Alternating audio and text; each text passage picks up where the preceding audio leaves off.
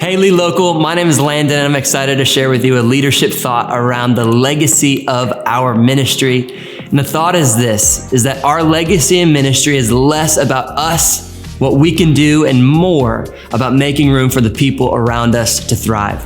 I love looking at King David in 1 Chronicles chapter 22. David is at the end of his life. He's no doubt considering and assessing his own legacy as a king. And he has in his heart to build a temple for God. He wants it to be great. He wants it to be magnificent.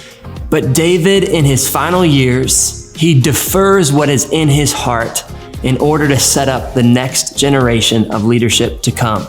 He looks at Solomon. He looks at the lineage of what's to come, and he decides in his final years to strategize, to plow, to invest into, to making the next generation successful. He wants to set them up to win. David understood legacy. He wanted his shoulders to be the floor that Solomon would stand upon. He wanted Solomon's kingship to go further beyond anywhere David could have ever gone.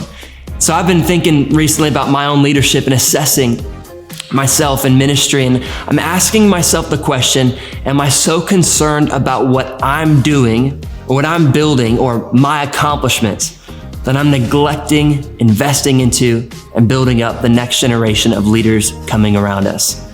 Man, I want to be a leader that understands that leadership doesn't just end with me, that my legacy doesn't just end with me, but I need to be constantly looking and identifying new leaders that God wants to use to take what I'm building further than I ever could, to go beyond me. And so I want to pray for you today. And my prayer for you, Lead Local, is that as you lead in ministry, as you lead in all spheres of life and in leadership, that you would come to a space of security where you can look around at the leaders under you and say, God, how can I invest into them, strategize over them?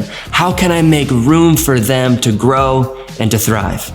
I love you, Lead Local. Looking forward to seeing you soon.